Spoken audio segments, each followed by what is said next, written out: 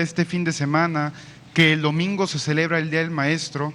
Preguntarle, presidente, ¿cuáles son los pormenores de su gobierno con respecto a esta situación que fue la reforma educativa?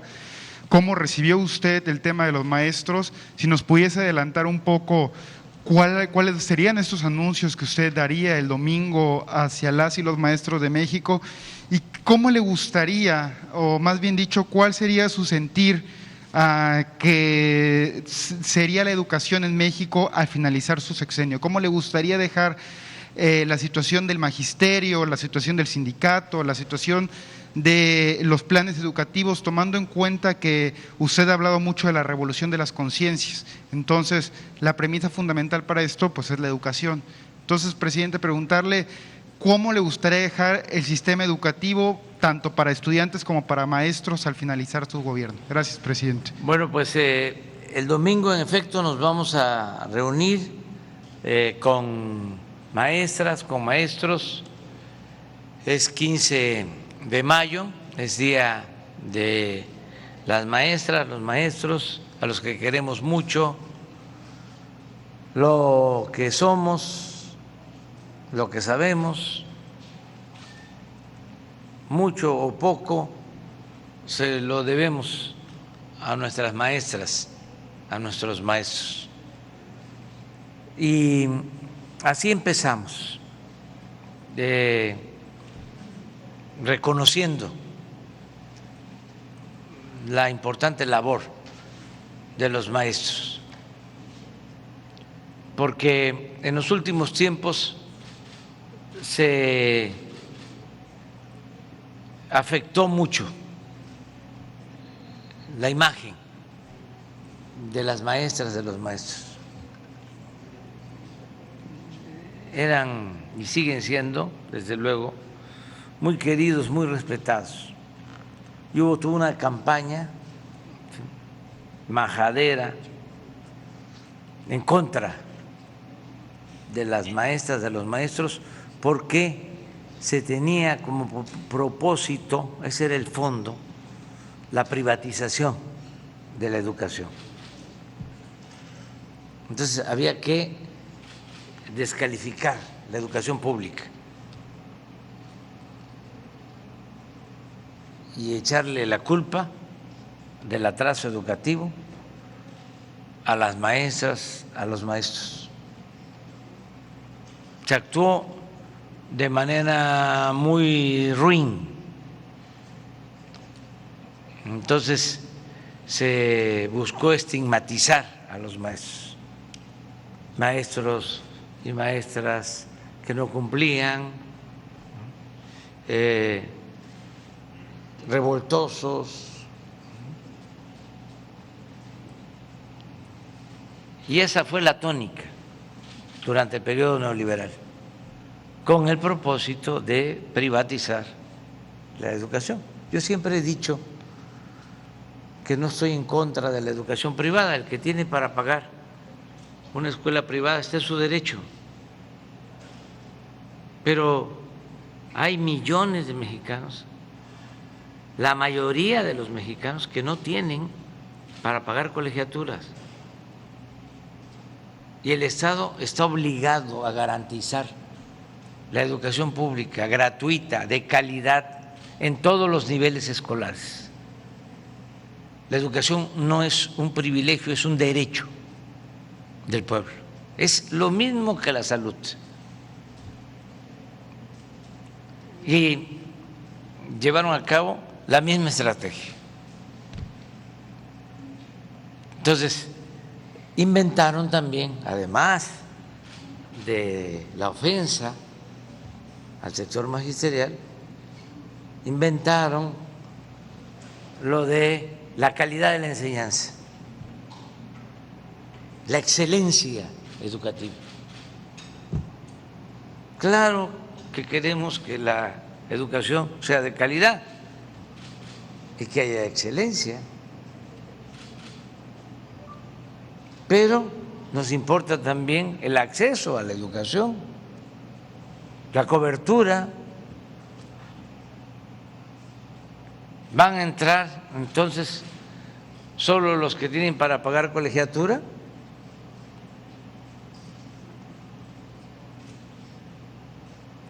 eso no. Entonces,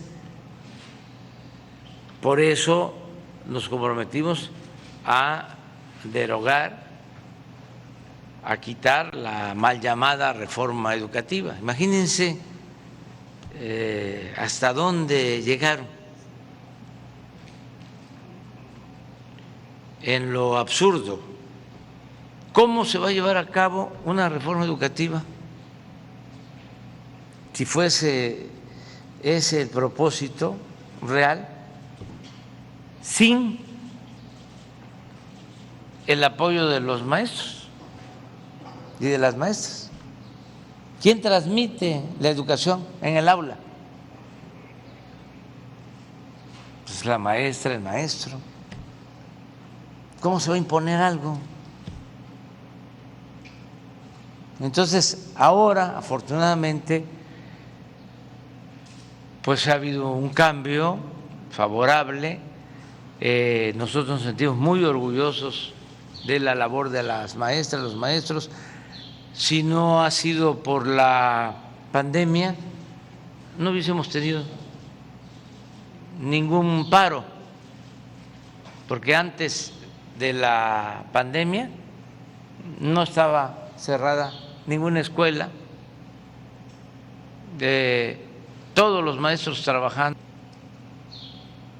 no ha habido nada de paros. Y ahora que los llamamos, porque nos importa mucho la educación presencial, pues que es fundamental, la escuela es el segundo hogar, porque no solo es donde se transmite el conocimiento, es donde los niños, las niñas socializan sus experiencias, reciben orientación de maestras, de maestros, el apoyo de sus compañeritas, de sus compañeritos. A veces se sienten más libres, más felices en la escuela que hasta en la casa. Y era mucho tiempo el encierro y estar ahí dependiendo de los aparatos electrónicos, también recibiendo mucha información tóxica. Entonces, llamamos a las maestras, a los maestros, y acudieron a las aulas, y ya hay clases presenciales en todo el país. Hubo, como en todo, resistencias. Se hablaba de que iban a incrementarse los contagios y que estaba mal lo que se proponía, pero al final, y para bien, no hemos tenido problemas de contagios en las escuelas y ya se regresó a la normalidad educativa. Entonces, eso fue muy importante, el regresar a la normalidad en lo educativo.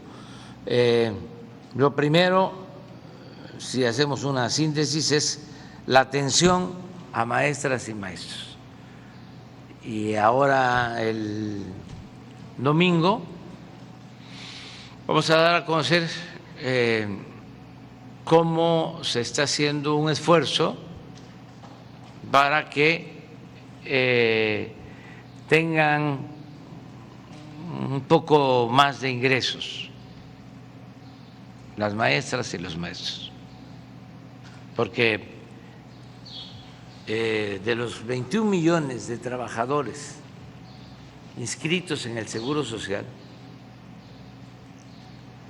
como ha ido incrementando el salario, ya el promedio de los ingresos de esos 21 millones de trabajadores inscritos al Seguro Social es de alrededor de 14,000 400 pesos al mes.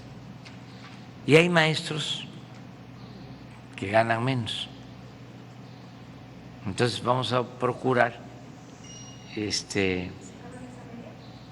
que mejoren. Y vamos también a procurar que no sea en prestaciones, sino en salario, para que al retiro su pensión sea mayor.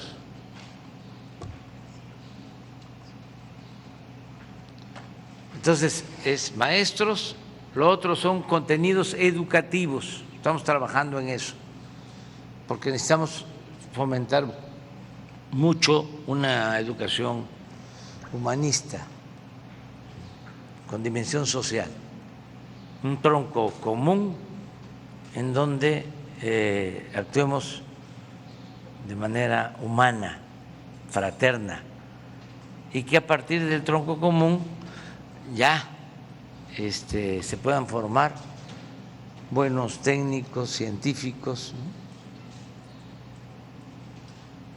Pero que nada humano no sea extraño, ajeno, que nada humano no sea ajeno. Entonces, contenidos, los libros de texto, que eso tiene que ver con la revolución de las conciencias y tiene que ver con la educación formal, pero también con la educación informal. Por ejemplo, ayer hablé de que se tenía que proteger la vida también de los presuntos delincuentes, que son seres humanos. Y me llamó mucho la atención de que intelectuales o profesionales supuestamente progresistas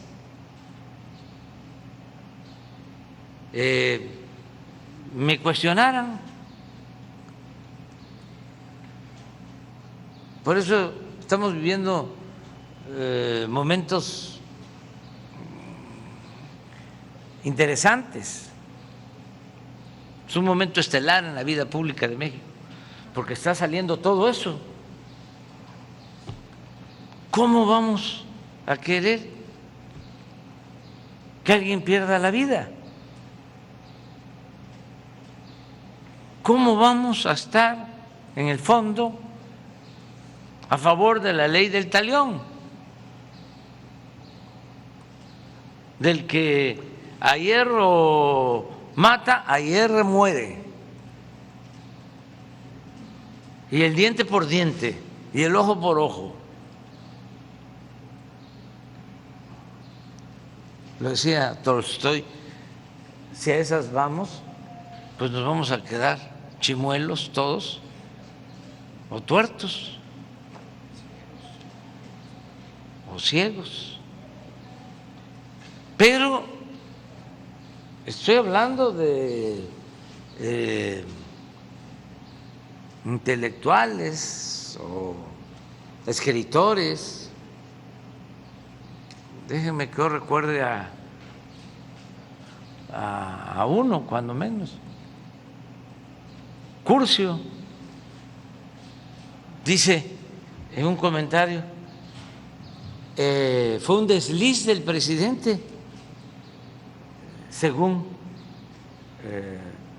Cárdenas, el conductor.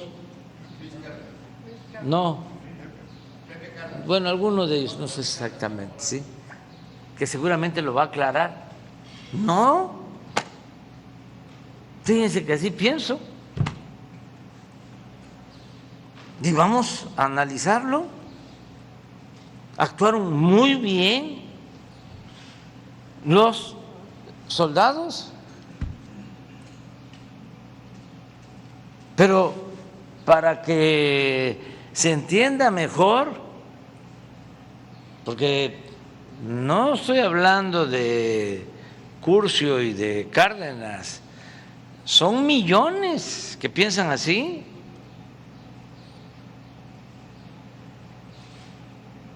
de que, como me dijo una vez un policía,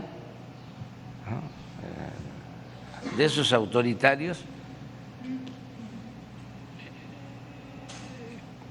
que los derechos humanos eran para los humanos derechos.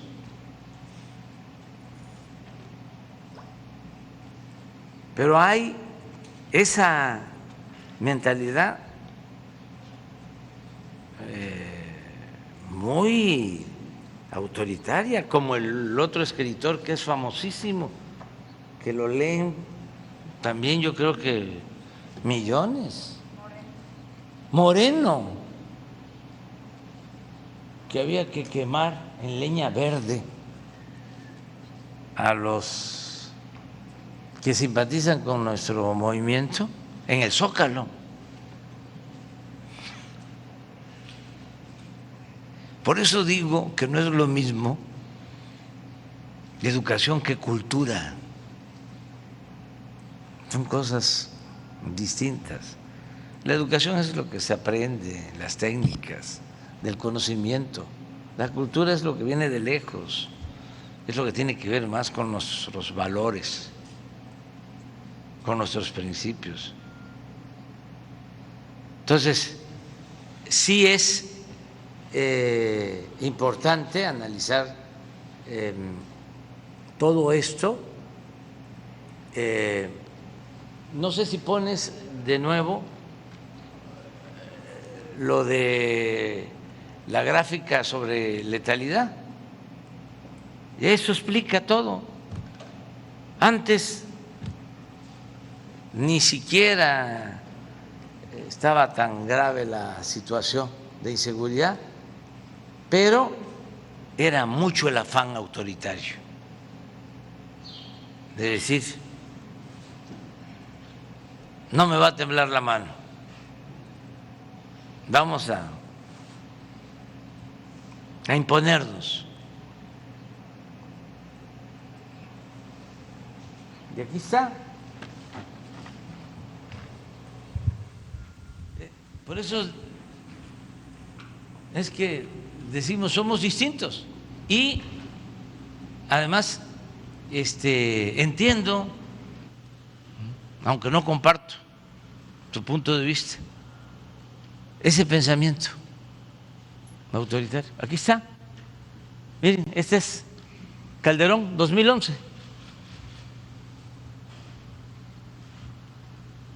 Esos son los enfrentamientos, 1076 enfrentamientos entre delincuencia y fuerzas de seguridad del Estado. En estos enfrentamientos, 1127 heridos y detenidos, y 1412 muertos, más muertos que heridos y detenidos, porque los remataban. Incluyo lo que pasaba en Nuevo León, en ese entonces. Pero eso ya se los dejo a ustedes de tarea, para que lo investiguen. Porque era el mátalos en caliente.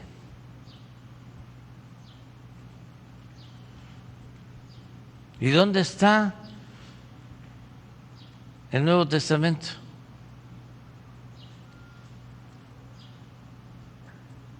¿Y dónde está el amor al prójimo? Pues ahora 94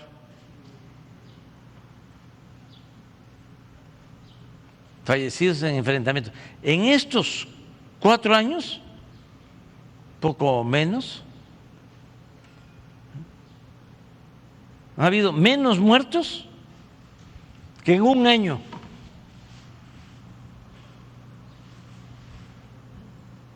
De Calderón en enfrentamientos. Esto es lo que ellos quieren, que pasemos para acá. No, no. ¿En qué cabeza cabe que la violencia se enfrenta con la violencia? El mal no se puede enfrentar con el mal. El mal hay que enfrentarlo haciendo el bien. Y la paz es fruto de la justicia. Y esa es la nueva estrategia. Atender los problemas, las causas. El que la gente viva feliz, que no haya desintegración en las familias, que en este periodo neoliberal fue un desastre.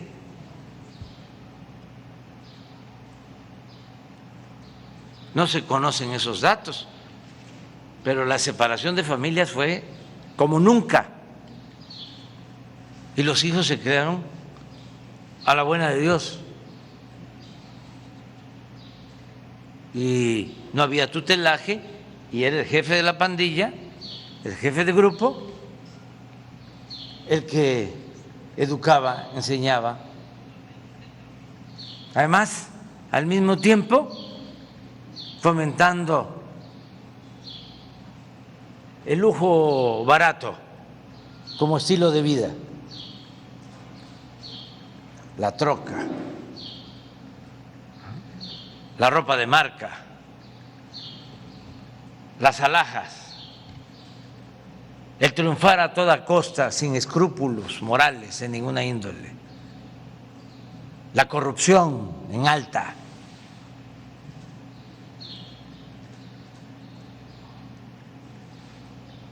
¿Cuánto tienes? ¿Cuánto vales? Y los valores culturales, morales, espirituales, a un lado. En el que no tranza, no avanza. Y la moral es un árbol que da moras. Y eso fue lo que prevaleció. Entonces quería yo tratar el tema. Es muy interesante. Cuando dije abrazos, no balazos, se rieron y todavía lo siguen haciendo. No me importa, porque nuestra estrategia de atender a la gente pobre, de atender a los jóvenes, nos está dando resultado, sin violar derechos humanos. Se está avanzando. Porque les estamos quitando el semillero a la delincuencia, le estamos quitando a los jóvenes. ¿Hasta dónde estábamos? ¿Hasta dónde habíamos llegado? A decir, ahí están los halconcitos. ¿Pero qué hacíamos para que no hubieran halconcitos? Ahora, nada más aquí, en Nuevo León, que es un estado en donde hay muchas oportunidades de trabajo, por eso crece tanto la población, porque vienen de otros estados a buscarse la vida, a trabajar honradamente. Pero aquí, aún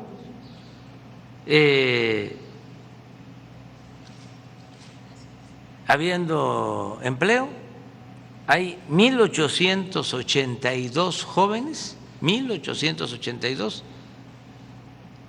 que están trabajando como aprendices. El que no tiene empleo, el que no está estudiando, se le da trabajo. Y está ocupado formándose en una empresa, en un comercio, y se le paga un salario mínimo. 1882. Y solo en el nivel superior, es decir, en el nivel universitario, hay 3.592 estudiantes que están recibiendo 2.500 pesos mensuales de becas de familias pobres. Y aquí en Nuevo León, todos los que estudian en bachiller, 140.849 alumnos, 140.000 alumnos reciben beca, todos los que están en escuelas públicas, en el nivel de bachillerato. Pues si atendemos a los jóvenes, si aumenta el salario, si hay empleo, si hay bienestar, si fortalecemos valores, claro que vamos a ir serenando a la sociedad y avanzando. Entonces, en lo educativo es maestras y maestros. Lo segundo, la calidad o el contenido de los libros, contenido de la enseñanza. Lo tercero, que es muy importante, las becas, desde preescolar hasta nivel doctorado, para estudiantes de familias de escasos recursos. Y 4, el mantenimiento de las escuelas públicas. Se está entregando de manera directa el presupuesto para el mantenimiento a las escuelas, se le entrega a las sociedades de madres, de padres de familia. Aquí hemos entregado 1.142 apoyos a 1.142 escuelas y se entrega a las sociedades de padres, de madres, y ellos deciden qué hacer con ese dinero para atender las instalaciones educativas. Falta, pero ya vamos avanzando y eso es lo que se está haciendo. Presidente, si me permite,